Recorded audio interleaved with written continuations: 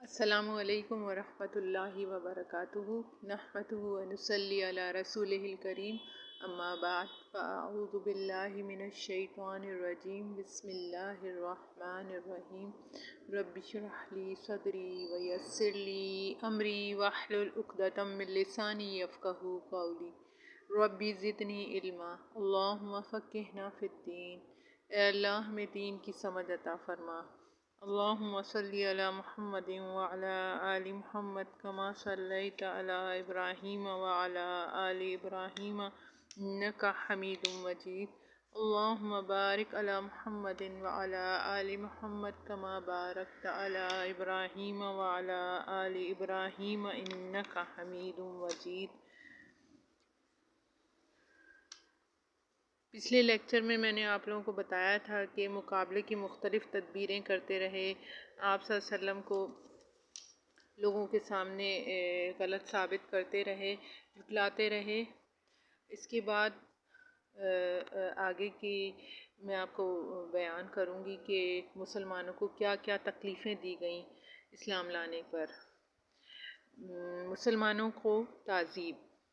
بہرحال جب بحث و حجت سے کام بنتا نظر نہ آیا تو مشرکین نے طے کیا کہ اسلام کی دعوت کو بزور طاقت کچل دیں اور لوگوں کو اللہ کے راستے سے روک دیں۔ چنانچہ بڑے لوگوں کے قبائل کے سرداروں نے اپنے اپنے قبیلے کے مسلمانوں کو اذیتیں دینا شروع کی اور ان کا ایک وفد ابو طالب کے پاس گیا کہ وہ رسول اللہ صلی اللہ علیہ وسلم کو اسلام کی تبلیغ سے منع کرے۔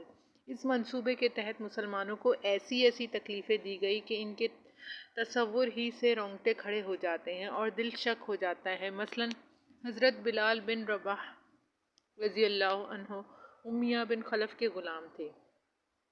امیہ ان کے گلے میں رسی ڈال کر بچوں کے حوالے کر دیتا اور وہ انہیں کھینچتے پھرتے۔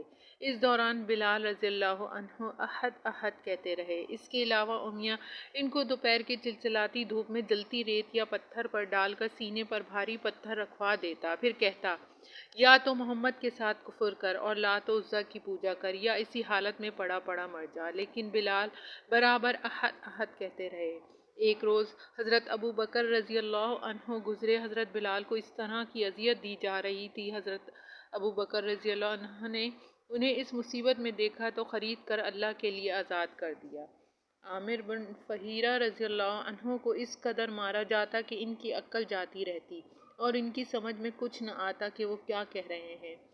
ابو فقیہ رضی اللہ عنہ جن کا نام افلاح تھا اور قبیلہ ازر کے رہنے والے اور قبیلہ بنو عبدالدار کے غلام تھے، ان کے پاؤں میں لوہے کی بیڑیاں پہنا کر دوپہر کی چلچلاتی دھوپ میں لایا جاتا اور کپڑے اتار کر تپتی ریت یا پتھر پر لٹا دیا جاتا اور اوپر اتنا بھاری پتھر رکھ دیا جاتا کہ وہ ہل بھی نہ سکیں اور اتنی دیر تک اسی اذیت میں رکھا جاتا کہ ان کی عقل کھو جاتی۔ انہیں مسلسل اس طرح اذیتیں دی جاتی رہیں یہاں تک کہ دوسری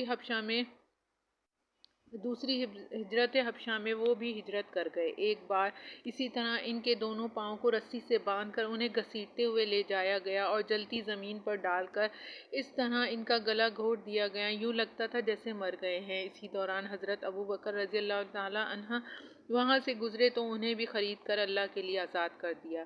مشہور صحابی خباب بن ارت رضی اللہ عنہ زمانہ جاہلیت میں قید ہو کر آئے تھے۔ انہیں بنو خزاعہ کی ایک عورت ام انمار بنت سبا نے خرید لیا تھا۔ یہ لوہار تھے۔ جب مسلمان ہوئے تو ان کی مالکن لوہے کا جلتا ہوا ٹکڑا لے کر آتی اور ان کی پیٹھ پر ڈال دیتی تاکہ محمد صلی اللہ علیہ وسلم کے ساتھ کفر کریں، مگر ان سے ان کا ایمان اور زیادہ بڑھ جاتا۔ انہیں مشرکین بھی سزائیں دیتے، کبھی گردن مروڑتے، کبھی بال نوچتے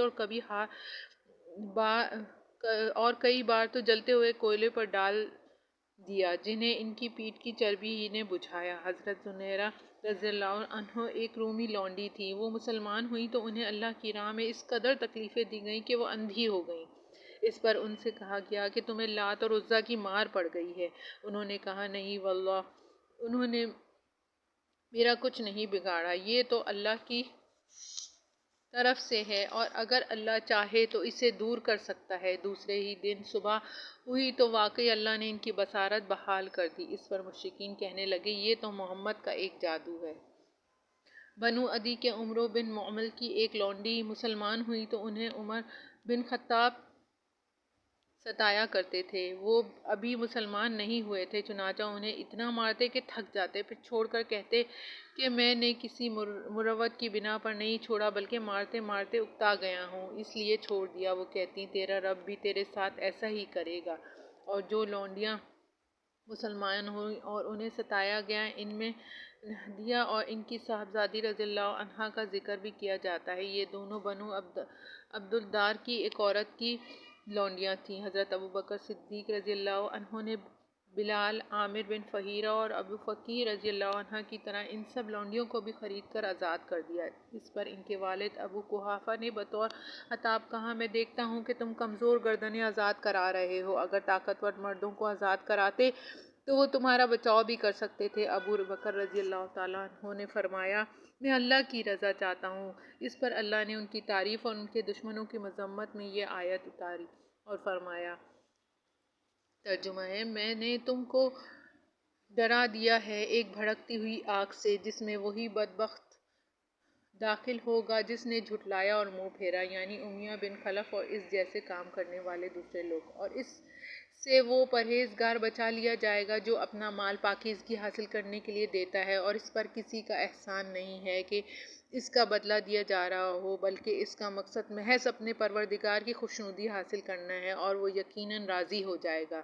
اور یہ ہیں ابو بکر صدیق رضی اللہ تعالیٰ عنہ، اللہ ان سے بھی راضی ہو، اور انہوں نے جن غلاموں اور لونڈیوں کو آزاد کرایا ان سے بھی اور تمام صحابہ کرام سے بھی۔ ان کے علاوہ حضرت عمار بن یاسر اور ان کے والدین رضی اللہ تعالیٰ عنہ کو بھی سزائیں دی گئیں۔ یہ لوگ بنو مخزوم کے حلیف تھے جن کا ایک سردار ابو جہل تھا، چنانچہ اس کی سرکردگی میں قبیلے والے ان لوگوں کو سخت دھوپ کے وقت ابطح میں لے جاتے اور اس کی گرمی میں تپاتے۔ ایسی حالت میں رسول اللہ صلی اللہ علیہ وسلم ان کے پاس سے گزرتے تو فرمایا، آل یاسر صبر کرنا، تمہارا ٹھکانہ جنت ہے۔ اے اللہ آل یاسر کو بخش دے۔ اس طرح عذاب سہتے سہتے یاسر اس دنیا سے چلے گئے۔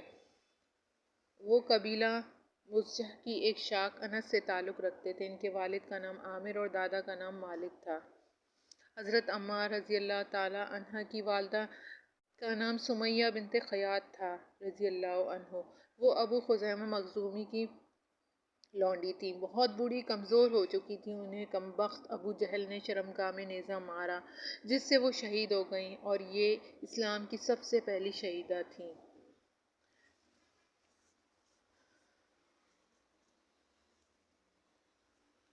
آج ہم یہیں تک رکھتے ہیں، انشاءاللہ اگلے لیکچر میں آگے بیان کروں گی۔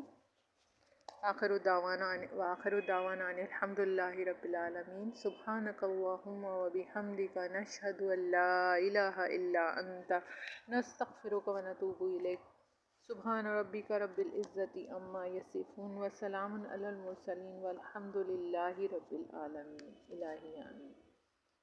السلام علیکم ورحمۃ اللہ وبرکاتہ۔